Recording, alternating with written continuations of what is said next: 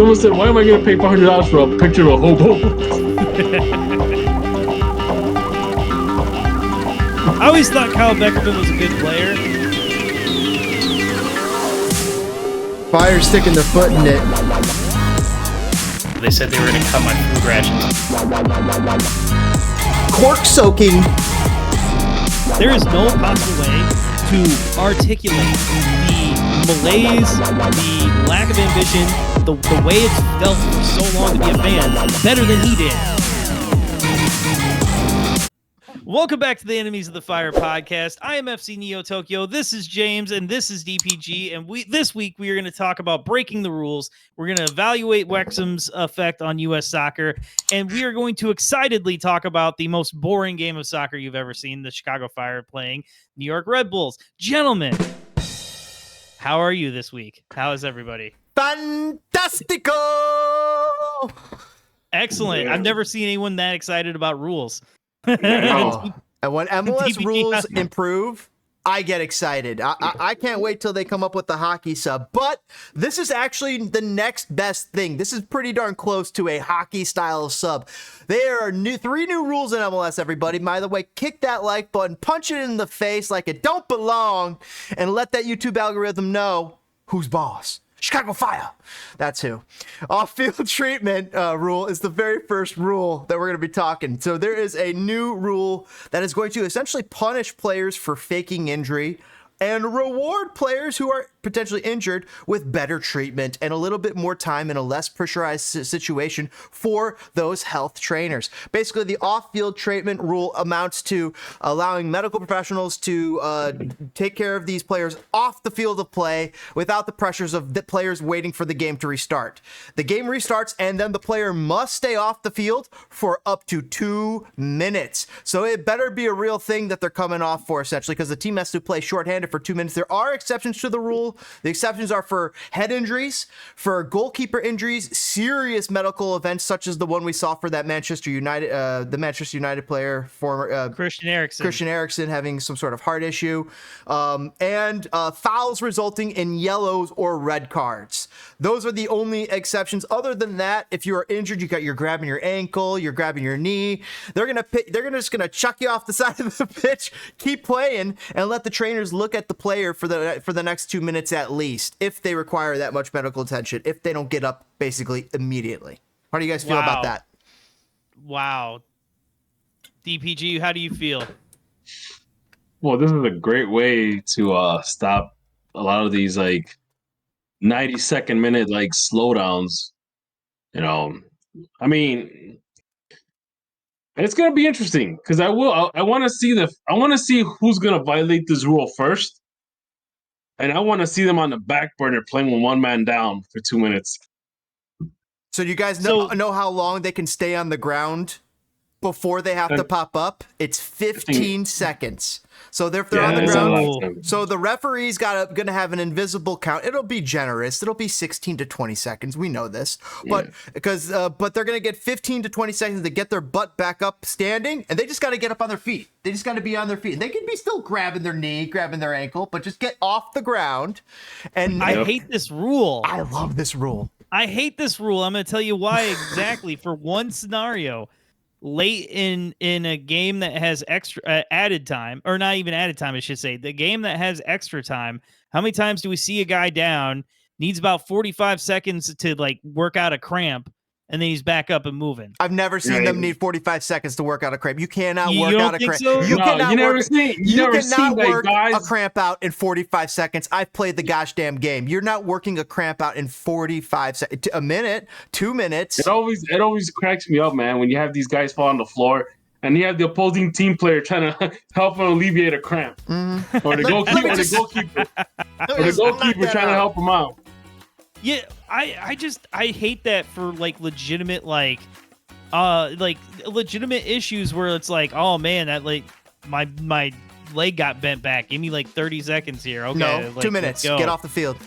I hate it. I know it. What you're trying. I feel like we already solved this problem. we have full added time now. They're not just letting them get away with it anymore. They're counting every second. We're getting 10, 15 minutes at the end of halves. Do you like that? Do you like having 10 to 15 extra minutes of extra time? I actually don't like that. I think it's ridiculous. I like it better. I like it better because it allows the game to fully flow the right way. The first 2 times I did like it. Like, I'm like, oh, this is kind of fun that there's an extra 10, 15 minutes, but the novelty's worn off for me. I'm like, can we get back to like 5, 6 minutes here and fix this? See, I disagree. I'll put it this way. Like, here's how I'll describe it. In my sports watching brain, the shot clock in basketball is perfectly adjusted. That is a perfect time for the shot clocks. The pitch count in baseball has made it. I don't like it. I'm not a huge fan. I actually liked it when it was a little bit slower. Really? So, like, for me, I personally like letting the game happen, letting a guy lay down, letting everybody get a drink of water real quick, chill for a second, and getting 90 quality minutes instead of like 60 quality minutes and 30 just like hair on fire panic crap. I disagree. You know what I mean? Because hair on fire panic is when the goals happen. When people are shitting the bed, that's when goals happen. I want more goals. So if you're tired because you're injured or you can't move and you're risking your team getting scored on because you're like, oh, should I stay down or should I get taken off for 2 minutes to get attended to for my ankle injury? Oh, yeah, I love this chess. It's more chess than checkers, and I like that. Keep in mind that the extended extra time actually will help the Fire win that game against Montreal. It sure did. It sure did. It sure did. So I don't know. I guess I'm the outlier on this one. And we want to know what you guys think in the comments below as well, because I'm very curious about this off-field rule. I am so excited about it. I love how Tokyo, the absolute opposite. I love that. This is awesome. The next rule I think is also absolutely huge. The 2 biggest rules are these. The last rule, whatever. But this rule is, to me, boom, explosive, more explosive than a firecracker. Timed substitution rule. Maximizing effective match time. The timed substitution rule requires that a substituted player exit the field within 10 seconds. Get off the pitch, you lazy bum. There is a freaking white line. You don't need to walk the whole way. Try your little fat ass over to the other end, get off the pitch, walk the long way, get jeered at or cheered yeah, exactly. by fans because if you did a great job, you're gonna be getting claps. People are gonna be saying, yeah, great job. So bust your ass, get off in those 10 seconds. Failure to exit from any point of the field you could exit from. They're allowing that. That used to not be a thing. You used to always have to come to the center. Yeah. But now you can exit from any point. Failure to exit from any point of the field within 10 seconds will cause the incoming player, the incoming substitution, to wait for an extra 60-second holding period before entering the game. By the way, that player who was subbing off is off the field. They're playing a man down for an entire minute because you failed to trot your ass over in the time allotted. And then that holding period can extend if there's other problems. Exceptions to the rule do include injury and goalkeeper substitutions. Yeah, I mean, that makes sense, the goalkeeper one. But yeah, I love this. I absolutely love this. I'm completely different than the first rule. This is brilliant. I'm a big fan of this.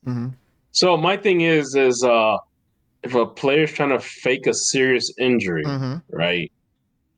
And the rule states that if it's a serious injury, they can stay on the field as long as they need. Kind of like that Key and Peele sketch where the guy fakes like he just died, and then like at the last second they're taking him off the field. He gets up and he comes back, takes the kick, and they score and win. That was such an epic skit, man. That was so good. So you could fake a head injury. You could fake. You're saying fake a heart attack. Well, you can't fake a head injury because there's reason the head injuries are excluded from these new rules is there's already specific rules associated with head injuries. That's right. You're getting taken off anyway, and they're performing a examination on you. Make sure you don't have a concussion. So yeah, play with fire. Is it easier to assume that if a player has a serious injury, it's pretty much gonna be a substitution, right? Oh yeah, that's But the thing. if If your a legs player's bent backward, faking, yeah, if a player's faking a serious injury, they're gonna be how out do for you 2 minutes. They're gonna be out for no, because keep in mind, serious injuries could take whatever time they need. So that's true, but here's what's gonna happen in No, those not scenarios. serious injuries, catastrophic events. It says serious medical events. It says serious medical events. A broken leg, they'll probably throw you on the gurney and run you off. They're gonna run you off for that. You're having a heart attack. They're gonna run you off. But a heart attack. They're not gonna get the kids to come with the stretcher.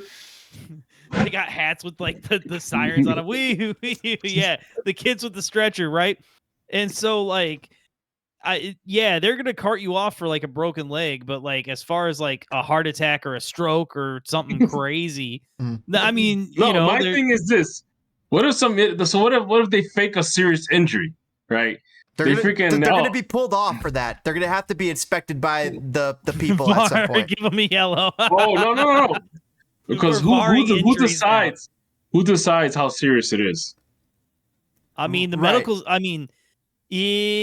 staff is employed by the team. Yeah. So that's no bueno. Where does it hurt? Oh, here. My knee is blown. My knee is blown. Come on. And then like, I want to wrap back around. Like we got hung up on the serious injury. I just said I love this rule, but I just thought about this. Would it be a better rule if they upped the time to 20 seconds, but then made you get off in the center of the park? Because is there ever times where when you're making that switch, the guy's like, oh, this guy's always cheating to the right when the guy runs up? You know what I mean? Is there a tactical moment there? I don't really pay a lot of attention to it. A lot of times there isn't. Guys just walk past them and like, yeah, do your thing. But like, I don't know. Would that be a big deal? I don't know. I don't think so. And the last rule change is in-stadium VAR announcements. VAR decisions will be explained and announced by the referee to fans in stadium and broadcast viewers at home. I don't even think that's a big deal. That's actually cool. Sense.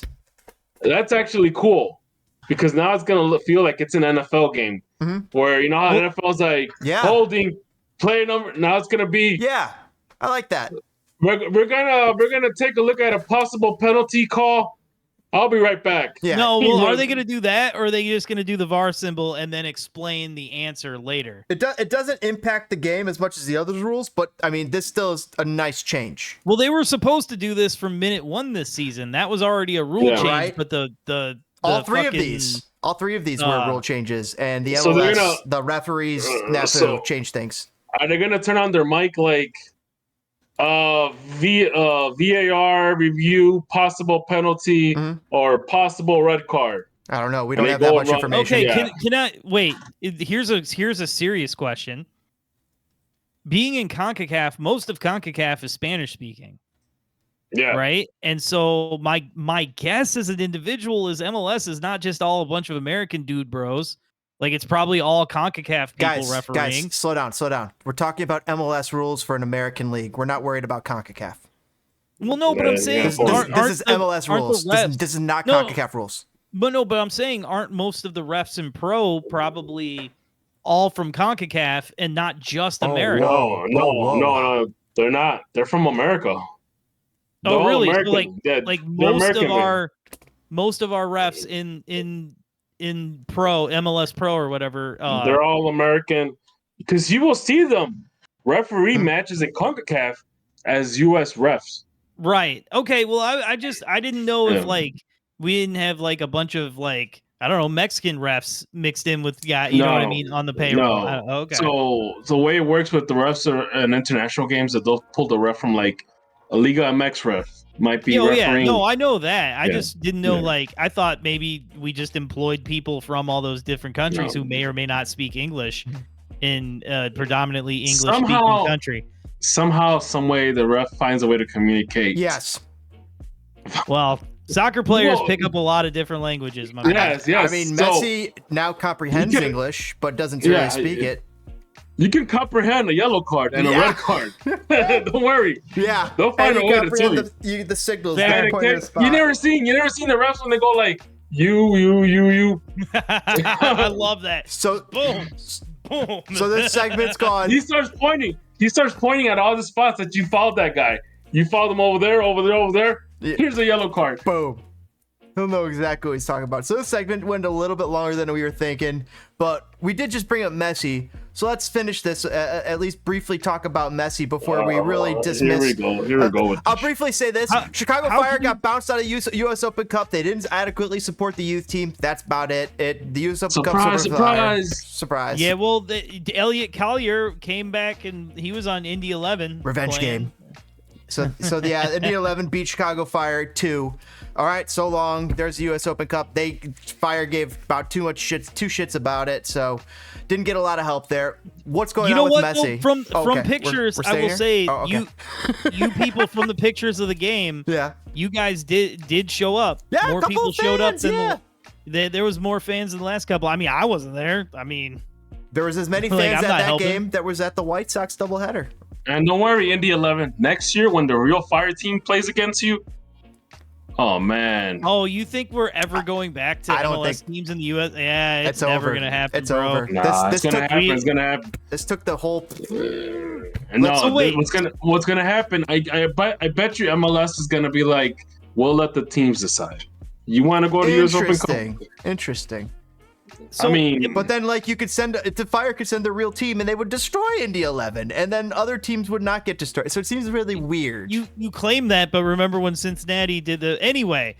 Am I the only one on the podcast that cared and saw anything of the Miami Kansas City game?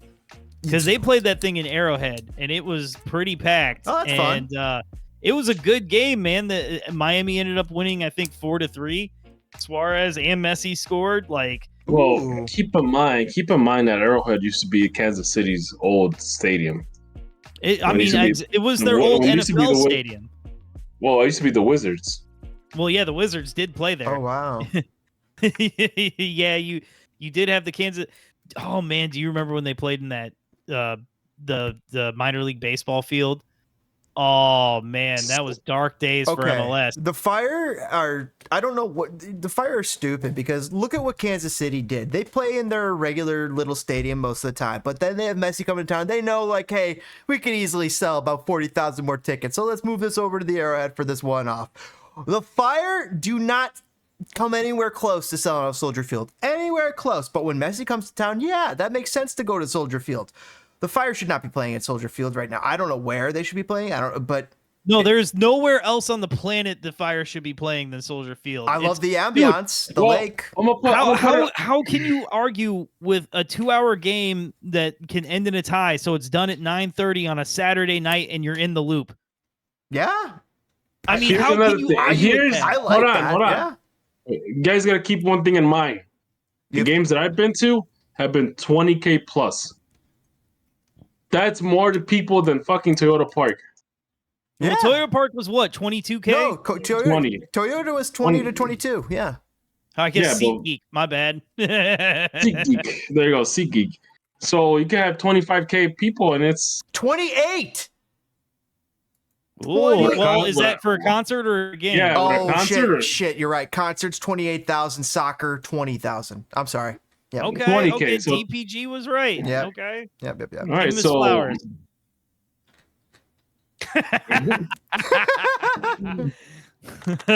I mentioned the Messi game because it just there was a lot of talk early in the season. A lot of people, myself included, thought Miami was going to be really good. They had a little stumble, and everybody wanted to say "Oh my God, is it over? Is Messi hurt forever? Is everything terrible?" Nah, they're still they're really good. And if they were allowed to actually spend money on a defense, it'd be a team we had never seen in the past, man. But I don't know. Miami's good. That's my closing argument. That's it. We'll catch you guys on the flip side where we're going to be talking about Chicago Fire and whether or not it's worth it. What's up, fellow enemies of the Fire? I'm FC Neo Tokyo, and this is going to be a public service announcement for the upcoming Fire game on April 20th. Just to let everybody know, this is what potheads consider a holiday. It's 420. Who knows what that means? But I want you to stay safe. So if you find any marijuana of any sort, please confiscate it, and bring it to me. I'll be the one with the blue hair, and I will make sure we dispose of it in a controlled burn so that everyone is safe. So just, like I said, stay safe. Have a good time out there, everybody. My green tambourine.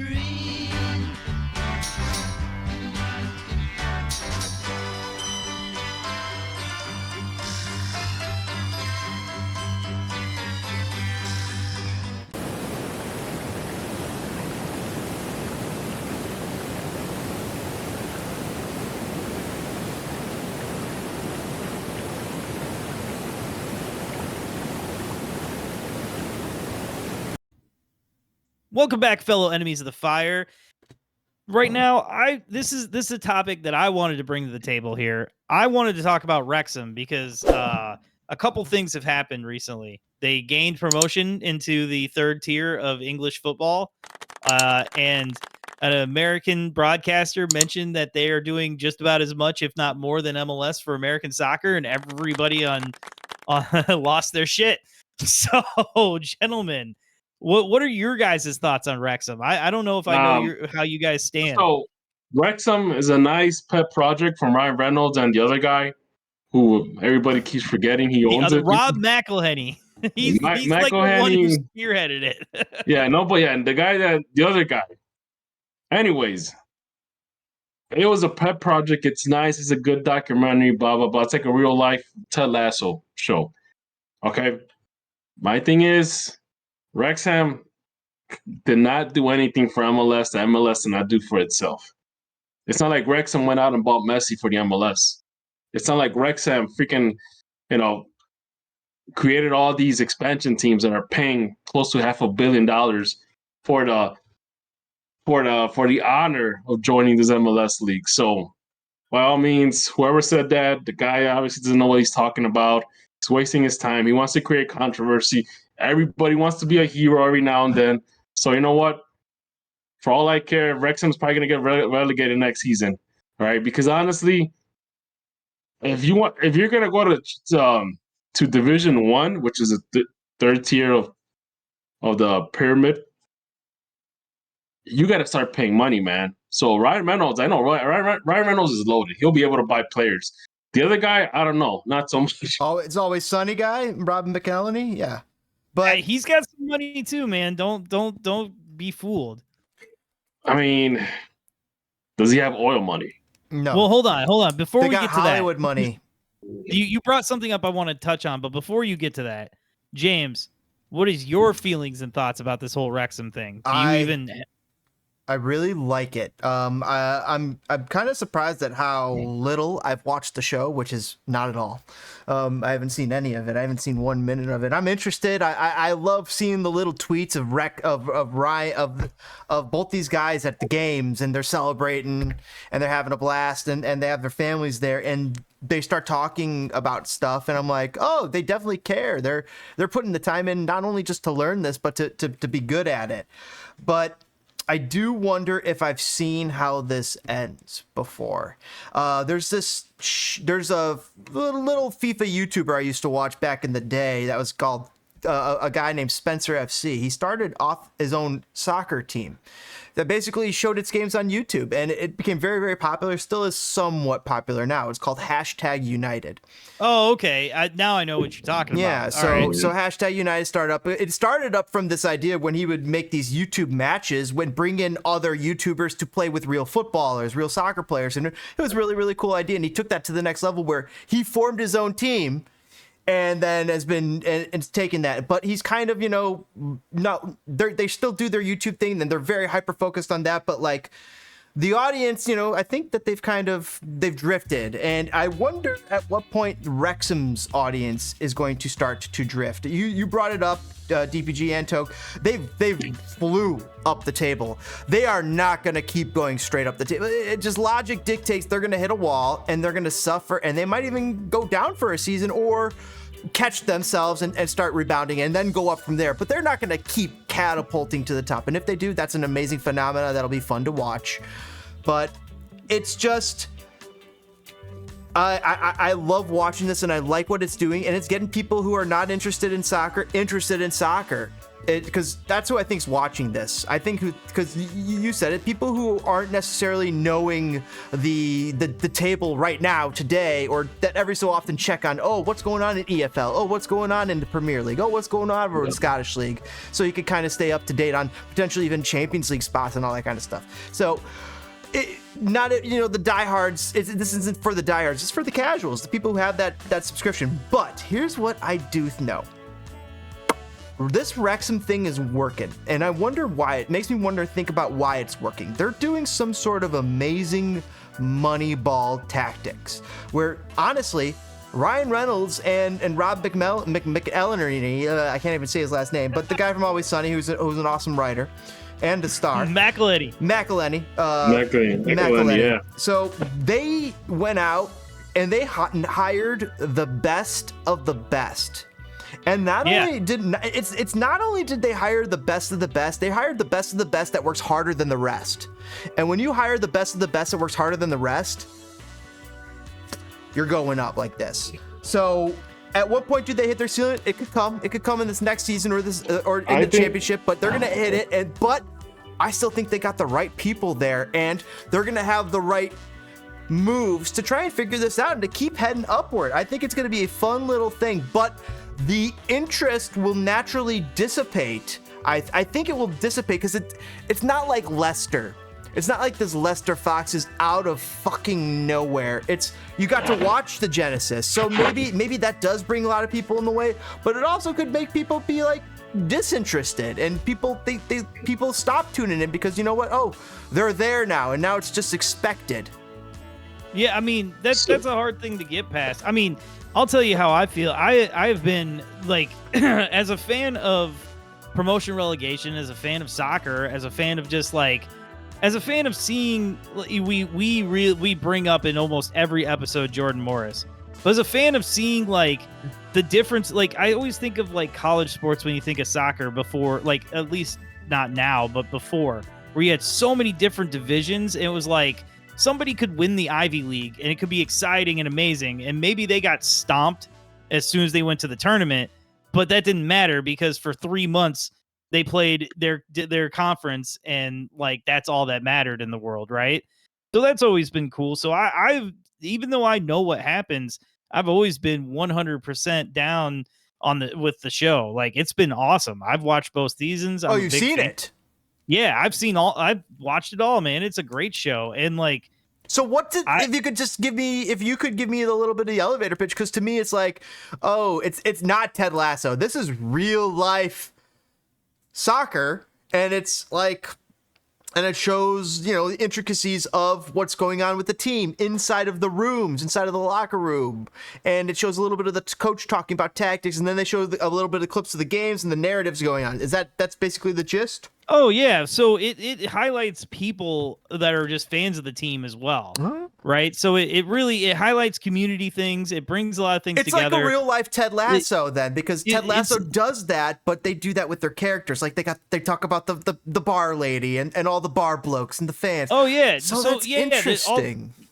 So like we are not the number one audience. Mm-hmm. We as huge soccer fans will totally enjoy the show.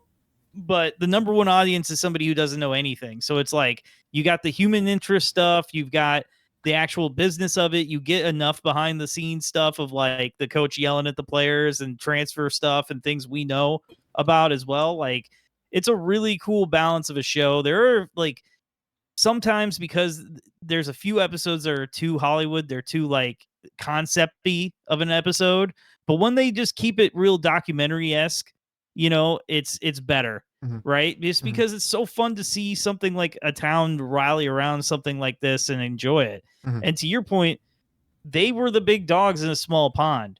And I really kind of like, that's you guys both brought it up, but that's what I wanted to ask. They're not even in England. Wrexham is they're in Wales. Wrexham is a special club. Like whenever I would play Football Manager, this is before Ryan Reynolds and McElhenney even bought the club. my favorite team to choose in Football Manager was always Wrexham because I loved the history. The history. They have the racecourse ground. It's one of the oldest grounds in all of soccer. The third oldest field in soccer. Yeah, it's the third oldest. Man, And so that's crazy. I'm a history buff, so I was like, oh, you know what? I'll take their team. And I would take their team and I'd bring them up. And it's kind of absolutely nuts how some of the players who I would keep on that team are still freaking doing it. It's wild. Paul Mullins, right?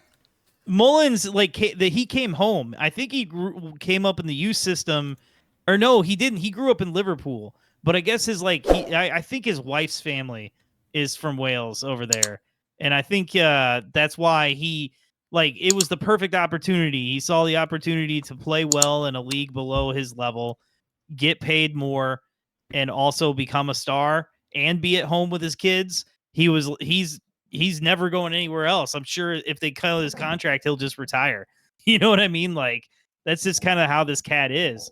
It's been a really fun ride, but now we're getting to the scary part because honestly, if we're talking just Rob and Ryan money, I think their ceiling is a yo-yo team between League One and the championship. Yes, that makes sense.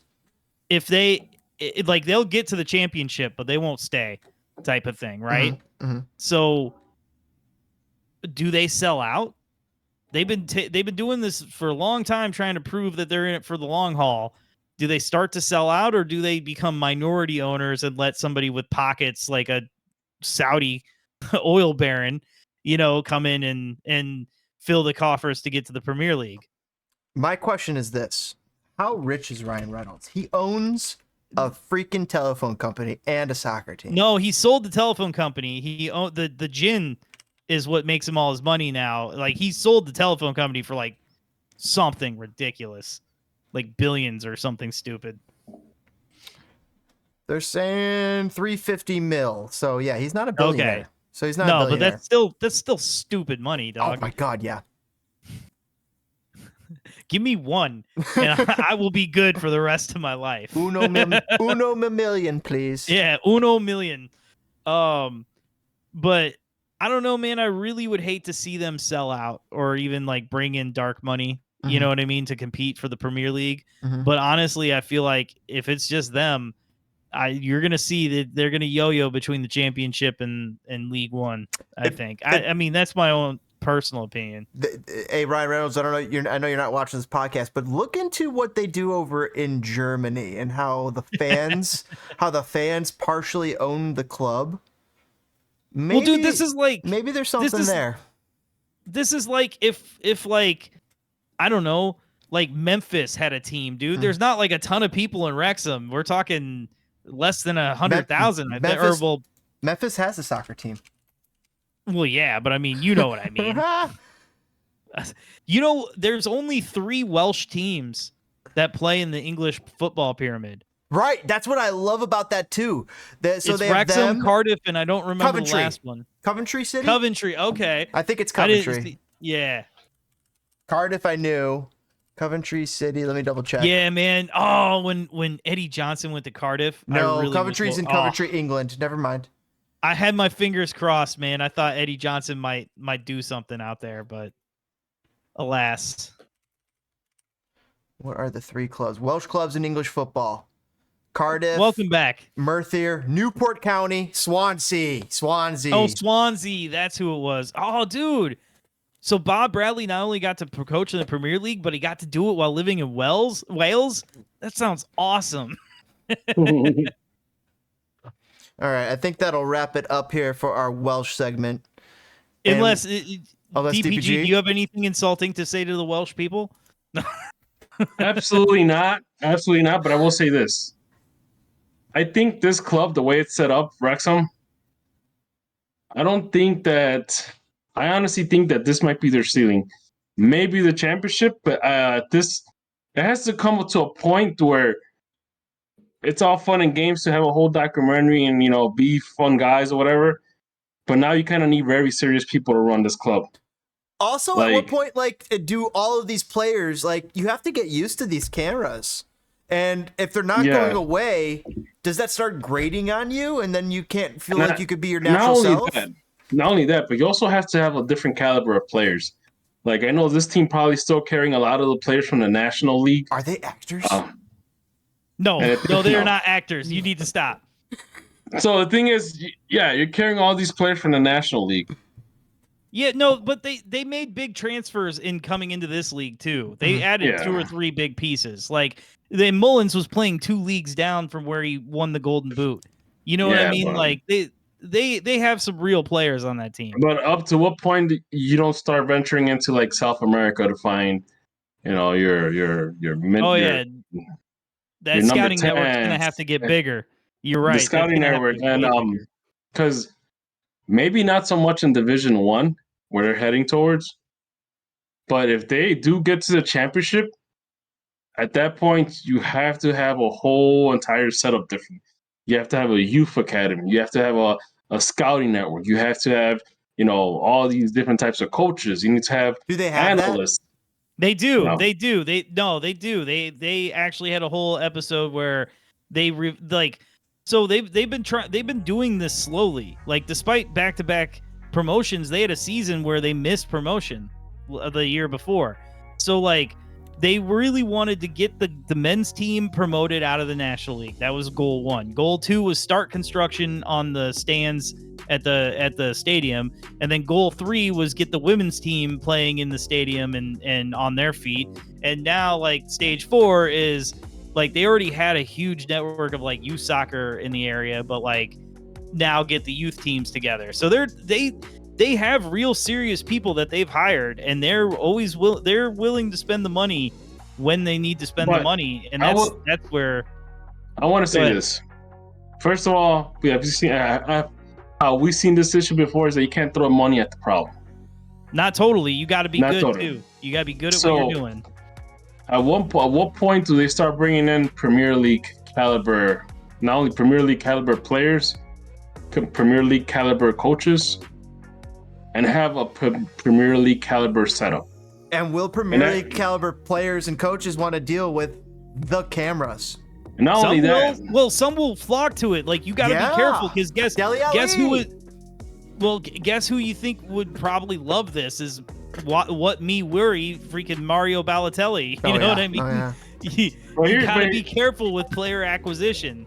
But as you could tell, setups like a Premier League caliber setup, it takes longer than one season.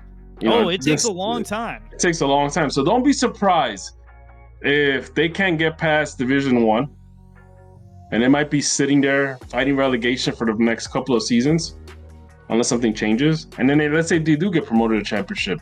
Oh, they'll be in the championship 5 years at least. That's a dogfight. That's a dogfight out there, dog. That's gonna. But at that point, have you ever met any eccentric Premier League team owners as eccentric and out there like Ryan Reynolds and the other guy? A little bit. Like, the guy who owned Leicester was a little bit out there, and the guy, remember the guy who owns Fulham had the Michael Jackson statue? Yeah, but those guys were like those guys were not like, those were kind of weirdo, right? You're right. But we're talking about guys like, Ryan Reynolds, a freaking movie actor. You think he's gonna be like, in a movie scene, in a movie shoot, freaking talking to, negotiators to sign a player and whatnot? Yes, they tell him, they go, how much can we spend, and then they go do it. But hold on, I want to touch one more thing. I know James tried to get out of here, but we got one more thing to talk about. Was the comment made that they are doing just as much, if not more, than MLS for American soccer? Yes. And I feel like no. I would agree with that. I agree with that. And I'm going to tell you why DPG doesn't and why I do. Because what we never consider as American soccer fans, because we thought they were not mutual, we thought they were together. We didn't think they could be mutually exclusive. Interest versus talent. DPG is an individual who wants a U.S. player to be one of the better players on the planet and wants a great USMNT team. But believes that is what's going to bring it to the popularity of football in this country, right? But you have to have things like Wrexham at this stage where the sport is to bring up the popularity, because what happens is you watch Wrexham for a few years, then your buddy's like, oh man, we're gonna crush some beers and go see the revolution, man. You want to come? Oh yeah, let's see what's up with this. And then it's like, wow, these guys are good, blah blah blah. You know what I mean? Like I think that Wrexham is building interest in the game, which is never a bad thing. I So- wonder how many people are watching. Well, I want to say this. All right. MLS at this point doesn't need any gimmicky stuff like this. I mean, if you want gimmicks, look at Messi. Messi's like the You want present day gimmicks? version. Look at the start of every MLS game. Oh my Yeah. God, come on, dude. I want so badly Look. like a Hard Knocks MLS Look, documentary, look. dude. Look, put it like this. So I've worked with people. I have worked with older coworkers that were around when Pele was playing for the Cosmos, and they don't care about soccer. Their thing was, man, I got to see Pele play once when he played for the Cosmos. That's it. That's where the soccer knowledge ends. And we're kind of going through that same phase again with Messi, except that now, I wouldn't even say it's the same, because now you have all these people that wouldn't care about soccer, that they like playing FIFA. Well, yeah, I think that's a good thing, man. That's how I That learned is a about good- European that- soccer. That is a good thing. But you don't need something like Wrexham to bring in. I mean, I guess it'll interest people to a certain extent, but it's not going to be like at a Messi level scale. Oh no, it's not. I would Yeah. agree. I don't think it. Yeah, but Yeah. I would agree with that. But I still think they're bringing a lot of people. And speaking about bringing a lot of people, we're going to talk about the Fire next, which brings in all the people. See you on the flip side.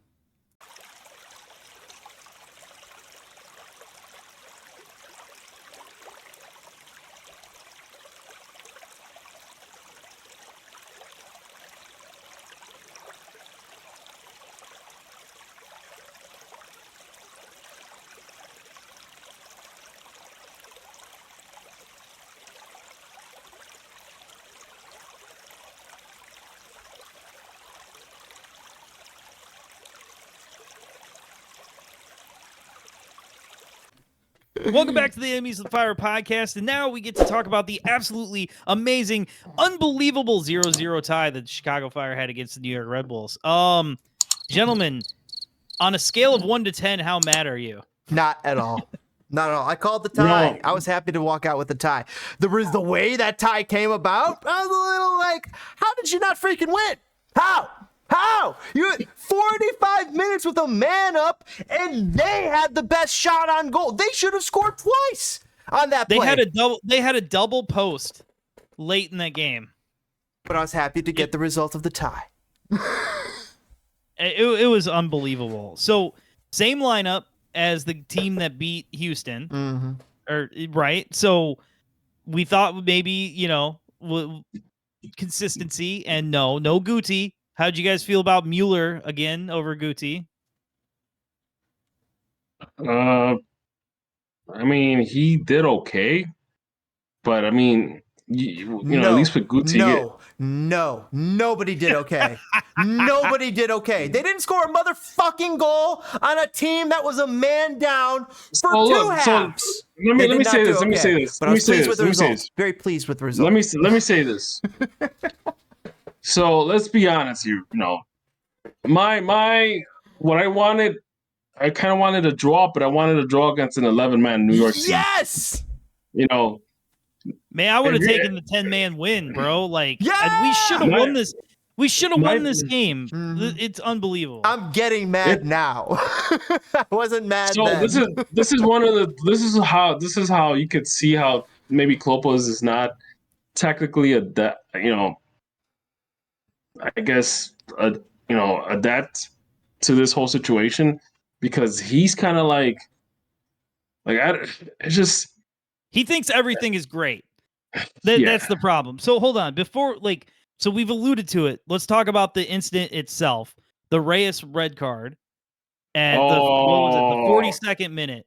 I saw Dude, how is that not a penalty? That should have been a penalty, because it is It's any in the foul box. in the box.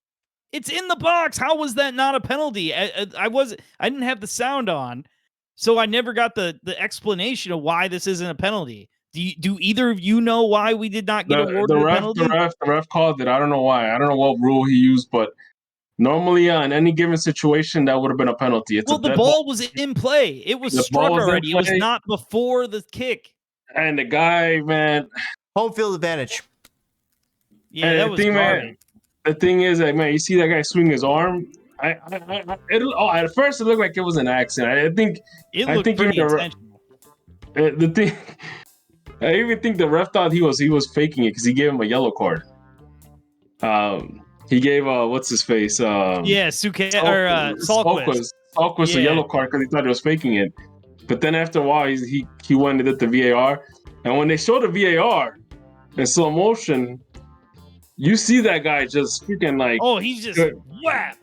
Like he did like one of those like a karate punch. Yeah, like the Batman thing where he's just like whap. And the thing about it, man, is that you can see Soquist's face. It's like his nose is all red and he has the mark of it. Like, man, like I'm surprised he didn't break his nose, man, because that was a hard hit.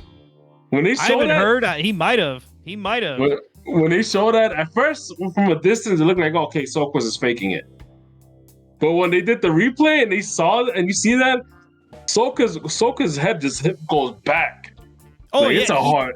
It was hands to the face for sure, fist to the face. And to add, insult to injury, he got subbed out after that because I think that. Pineda came in for him. Yeah, that's a headache concussion protocol part that happened. Yep, so that's exactly what they did. So Van Zier goes off because they needed to put in a center back. He storms off the field. Right. He was pissed. Yeah, he was pissed. I mean, which I feel you. But I got to tell you this. This is literally from my notes. I'm watching this game, right? The 53rd minute, I literally write down, it doesn't feel like we're up a man. It did not feel like we were up a man at all. The 60th minute, fucking Gaston and Guti come in. Guti has an immediate impact. Gaston does nothing. And then by the 68th minute, I write the note, the team looked like it gave up. They were already giving up at the 68th minute. And then the thing that just really the thing that makes me mad about the game, not even, is that Tom Barlow came in the 76th minute. And at that moment, the subs were no longer trying to do anything. Klopas was playing for the 0-0 tie. When Tom Barlow comes in, that's it. We're playing for the tie, and that's it. Because you ain't scoring with him. No, and I feel like an absolute crazy person, dude. Tell me I'm crazy because I'm pretty sure, I'm 100% sure that when Koutsias came in, and before Barlow came in, when it was Koutsias and Hugo on the field, I'm like 99% sure Hugo was on the wing. He had Hugo on the wing and Koutsias in the center. Man, I think Klopp's got to stop with this Koutsias experiment. I get it. He's a bust. Absolute bust. Yeah, he's a squandered one. He's a bust, and I get it. Klopp's has this affinity for young Greek players because it's not the first. It's not the first time he's done this before. But the thing is, like, man, I'm not hyped up about Koutsias. I honestly think he's a bust. I agree. I'm done with the Koutsias experiment. I was the one screaming from the rooftops. Why sign Barlow? You got Koutsias. You got two duds. Why have two duds on your bench? Well, you already got Frank Klopas, so that's a third. Well, that's a big dud. Guys, I got something to bring up here. I've been waiting to bring this up. So Chris Mueller gave a pretty good quote after the game to Joe Chats at Joe Chats on Twitter. So I highly suggest you follow him. Great little fire reporter. I've really enjoyed him basically kind of just coming out of nothing. Just Joe. He's kind of new to this, but I really like him. So Chris Mueller had this to say. Obviously. All right, hold on. This was when Joe asked him, Chris Mueller, about the Chicago Fire and if they could be better in utilizing Hugo Kuipers in the attack. This is Chris Mueller. Obviously, we need to get him a bit more service and just have a little bit more courage in putting the balls in the box. You know, I think that's something that might be limiting guys and holding guys back. Just in general in football. Not about Frank. He didn't say that part. Not about Frank. Maybe not even here. He says this. Maybe not even here. That means Frank. But it's that fear of losing the ball, and it's about having guys who aren't afraid to risk failing. It becomes difficult. So I think that ultimately just the attacking players, especially once we do get in those areas, which I think we need to do a better job of too, is getting us more balls in those areas of the field where we can really be effective. It's not 100% guarantee every time that you go at a guy, you'll beat the guy one-on-one or 1 out of 2 times, you know, maybe 2 out of 3 if you're having a good night. But those chances come few and far between, right? But ultimately, what we need is to get in those spots more and then have the courage, right? Like I said, it takes the risk of failure and daring to fail. The moment that you don't have guys who are willing to unbalance teams by taking guys on the dribble or putting in a cross when it might be a low probability at times, that's what it takes to put those balls in those dangerous areas and score goals. So that's what we got to be doing better. Guys, that whole quote, is that basically a lodging of no confidence in Frank Klopas' tactics and his ability to have the players execute his tactics? Or is that a slight on Frank's picking other people above Mueller? Because something's going on here. No, I don't think it even has to do with Frank. It's just that the mentality around the team. And it's always been ever since the moment Klopas has every second Klopas coaches this team is we concern ourselves so hard with not conceding goals. We end up not scoring any goals and conceding goals. Like Yeah, it's the exact same thing I said last week where every pass, like I've said it for the last couple weeks, no pass ever hits a player in stride, even a jog. Every pass is stop, turn, send it to them in a standing position. Even the jilted because goals we've seen this year. They're so terrified to make an errant pass, like to make a, you know, so there's no actual advancement of the play. It's just every pass is a square pass directly to their feet. You got a good point there because, you know, one thing I noticed about this team is that they like to freaking pass to the back. Yes. Like when never is tried. When they do a build up, it's like, you would think on a build-up, everybody's running to the field. They're trying to do a whole chain of passes, but instead they stop. They pass it back to the back line. Gives time for the other team to kind of set up their defense. And well, it's not even the backwards pass. Even when they pass forward, it's like the guy isn't making a run. He's stopped, and they pass it to him. They're never pushing the envelope. They never push the envelope. Which is why... and they go right backwards, like you guys are saying. And that's why Kuipers is never getting service because there's never a ball anywhere deep enough, or if it ever does get deep enough in the final third, he's already got 2 center backs and a center mid on him. Yep. You know, and it's like the play isn't there, and then we're all standing around in the final third because there's no runs to be had. You know, it's just it's fucking maddening. It's, you know, and we've been talking about this for the past couple of weeks, how we need to have better service for Kuipers. And then I know you guys were all excited, we should sign a DP wing, a young, U21 or U22 DP winger. And I'm like, no, man, you need a number 10. You need a midfield general. I know people are high on Brian Gutierrez, but he's not the playmaker that we all want. Instant impact. He made an instant impact in this game, and then when no one else was doing anything, then he disappeared. Well, dude, like Guti is a victim of this team. Mueller's telling you what you need. You need a winger that's willing to take on guys. And right now, we don't have that guy. What about Selassie? He used to be, but he's been figured out. No, because Selassie always cuts inside. Now, I'm a big Selassie fan, but you need... So Mueller... God damn it, Mueller, you do the same thing, man. You cut inside. So you got 2 guys cutting inside, and then 3 guys are standing around, and Kuipers is like, well, I guess I just stand with my back to the goal because I'm not making any runs because there's nowhere to go. And I think, you also have the right back. What's his name? Aragoni. Aragoni that he played left back. So So Aragoni's trying to make crosses, and Aragoni makes some horrible crosses. I mean, He's the only one trying. He's doing it left-footed. He's having to do it left-footed. He's a right-footer. Yeah, that too. Yeah, that too. But the thing is, my thing is this. I don't think Brian Gutierrez is the playmaker we all want him to be. I get that he made an impact, but you kind of need a guy that can literally manage this team on the field, and not from a coaching perspective, but from a player perspective. That player replaces Gaston Jimenez or Fabian Herbers. That player you're talking about, that's where we need him. And So the thing about it is, Acosta was supposed to be that. So we need Acosta. we need need the ghost of Maurice. We need Acosta's partner. No. You need Acosta's defensive midfield. He's a more defensive-minded midfielder. He's not your attacking midfielder. He is not your midfield general. You need a guy like that we see around the MLS league all the time. You need a guy like Lucho Acosta. You know, who else? We got two guys supposedly filling that role. You need a guy like Ricky Puig. You know. Yeah, you do.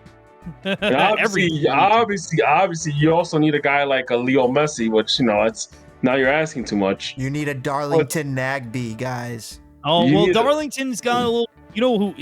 Oh my God, Darlington Nagbe next to Kellen Acosta with Brian Gutierrez in front and a DP winger and Malinari Selassie. I'm telling you, freaking destroy. That's a destroyer midfield, bro. That's a destroyer midfield. So my thing is this.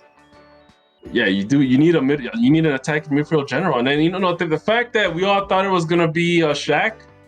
Obviously, it's not Shaq. Why not play Shaq on the wing now? It's not working. No, don't say that, man. Because Shaq, he'll drift to the wing and still not do anything.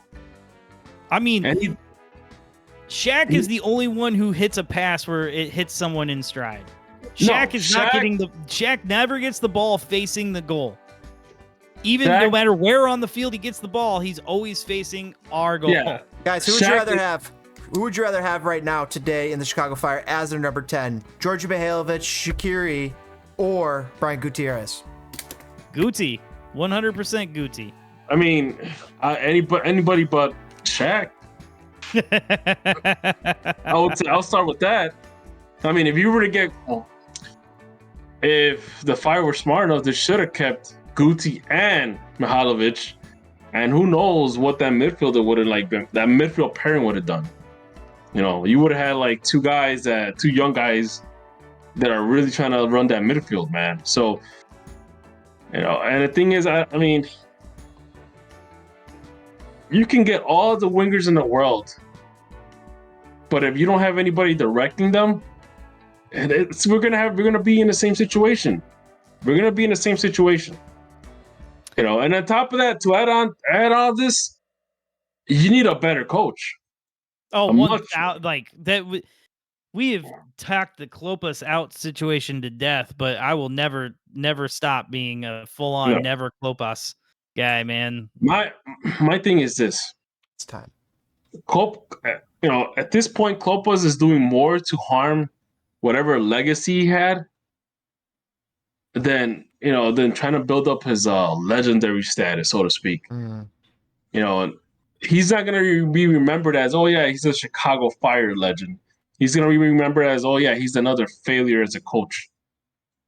So, I mean, I don't think so. He's already had enough different jobs. He's done everything but be Sparky. He wasn't any good at he was like Ron Santo. He wasn't any good at commentary, but it was nice to have him in the booth kind of thing. No, but I like this comment. I like his commentary because you always knew you were gonna get a pro Fire commentary on there. I mean, then again, it was always pro commentary Fire. I mean, when you had what's his face? Was it Patrick Kelly? Oh man, they've had a few good people. Kevin Egan. They had Terry. By the way, Kevin Egan got fired from his WWE job. Really? Oh, what happened? For real? Yeah, he got fired a couple of months ago. But don't worry, he's back in MLS. Oh, is he good? I was about to say, oh no, it's American Ninja Warrior for him. Oh man. Oh man. All right. We've Shopping Network. Right. Well, I got one thing for you guys right before we end this. All right, let me tell you the stats between Xherdan Shaqiri, Brian Gutierrez, and Georgi Mihailovic. Oh no. They all have 4 points. All of them. Georgie's got 2 goals, 2 assists. So does Shaqiri. Meanwhile, Brian has 3 goals and 1 assist. So they all got 4 points. They're all okay. They all pass at 80 to 81%. They're all the same person. They're all the same guy. The only difference is Shaqiri has 2 less yellow cards. Mihailovic and Guti both have 2 yellow cards. They both have 12 to 14 shots. You know what? Shaqiri has 7 shots. He's done it with less shots. You know what? This is why I kind of was wondering. I'm sorry, Shaqiri did it with less shots. I'm sorry. This is why I was wondering, like, why everybody's so high on Brian Gutierrez. Mm-hmm. I guess I get that he does the movement, but I'm like, something's off here. Well, he's younger than all of these guys. Think about that. Guti is younger. He's younger than Mihailovic and Shaqiri, and he's got the same stats. So he's not getting proper minutes. He started both these last 2 games on the bench. But if we're projecting, I'm projecting Guti that he might be the better player if we're projecting. At the end of the season, we're gonna see Guti's gonna have. He might not have the most assists, but he'll have the most points out of the 3 of them, in my opinion. Interesting. Clip it. All right. What do we got to say about this fire game that's coming up? I mean, that was coming up. Oh my God, we're not even gonna break into another segment. We're jumping right into more doom and gloom. Let's just dip into it and get out of here. All right. So Chicago Fire are playing Real Salt Lake, and Real Salt Lake. I know Diego Luna and I know Arango. Other than that, I don't. Oh, Justin Glad's still there. But I don't really know these guys, but they're good. Arango's really good. Yeah, they're playing very well. Zach McMath in the net, who, if we ever sell Brady, that's just what you get. Like, McMath is silently doing his Kai Kamara impression, and will soon play for every team in the league. There you go.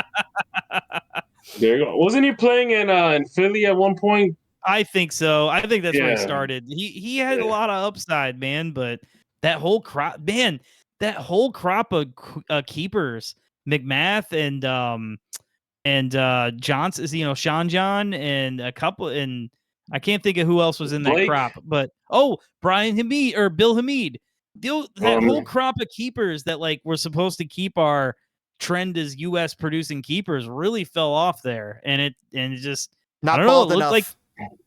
Yeah, you know what? With Sean Johnson, bro, it's like I think the fact that he had to play keeper for a lot of crappy Fire teams, that kind of derailed any prospect of him going to Europe. Oh, and that crap where they pulled with him and Lamson, that was garbage. Absolute garbage. Which, I feel like Lamson might have just got in trouble. Preview this game real quick.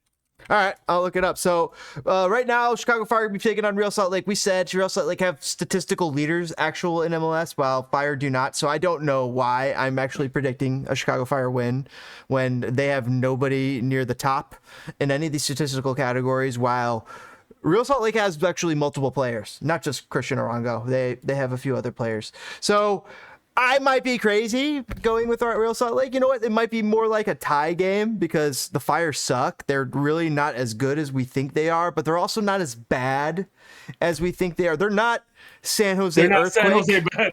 They're not say that San Jose bad. They're better than New England Revolution too. They really are, but they're nowhere near Columbus Crew or freaking Vancouver, who's second in the league, right, or fourth in the league, but second over in the East or in the West right now. So far away. And this team is a team that they're far away from. Did you see? This is kind of a must win. Everyone behind us, every team except for one behind us in the standings last week won. Really? Literally not even tied, not even picked up points. Every one of them won. Orlando, DC, God, who else? Like everybody who was behind us won. I feel like Real Salt Lake is the exact type of team that could shut the Fire down defensively. Yeah. And win. I'm talking myself out of a Fire win right now. Yeah. I'll say this. And I'll say this because I've seen Fire beat up like when Philly was really good that one season. The Fire won 1-0 out of nowhere. Uh, so I will say this: Fire win 1-0. I guess Fire shows up when they play against tougher competition. Or do they quit on Frank? I mean, that might happen. Like, I still think there's a lot of pieces here with this team, but the problem is, it's almost like if I were a fan of most teams, I was like, oh my god, we got 2 DP slots opening up at the end of the year. We're gonna and we've already got a few pieces in place. But it's like now, as a Fire fan, I'm like, oh god, there's 2 DPs. There's 2 people they can screw up. There's so many people. There's so much that. And Garrick Heights is still employed by this club as their general manager. So no, there's no way. If Garrick Heights signs these next 2 DPs, I swear for breeding God. confidence. That's what it's doing. All right. So on a quick aside, from March of this year, Houston Dash goalkeeper coach in parentheses Matt Lamson fired after fraternization violations. Dude, doesn't he have a wife? You know what? I'm not going any further than that. Who supported him through his? He's got a wife and kids who supported him through his cancer stuff. Oh no, wasn't he didn't he have childhood cancer? Like he was like a teenager type? Oh, that's what it was. I have no idea, man. Is he married? I mean, I don't even know if the guy's married or not, but like he does a lot of humanitarian work and stuff, but like, you know. Wait, it was a Dash player, so it was a female. That's confirmed. I mean, it was consensual, right? No, it was just fraternization. It was not. I don't believe. I didn't read any further. Like I said, I'm leaving that alone. So he was coaching with them, and then flirting with player. Yikes! Yeah, very much yikes, man. Like you don't dip your pen in the company ink, right? No, it's just it sucks. Like that's the thing. Something like dating somebody at work and or like cheating on a girlfriend or a boyfriend type of thing. It's always terrible unless that person turns out to be like the soulmate, right?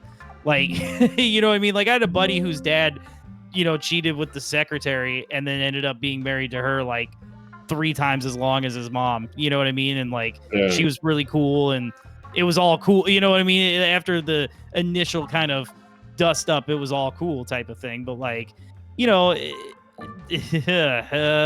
I'm not an instantly against dating people at work, but it's got to really work out, man.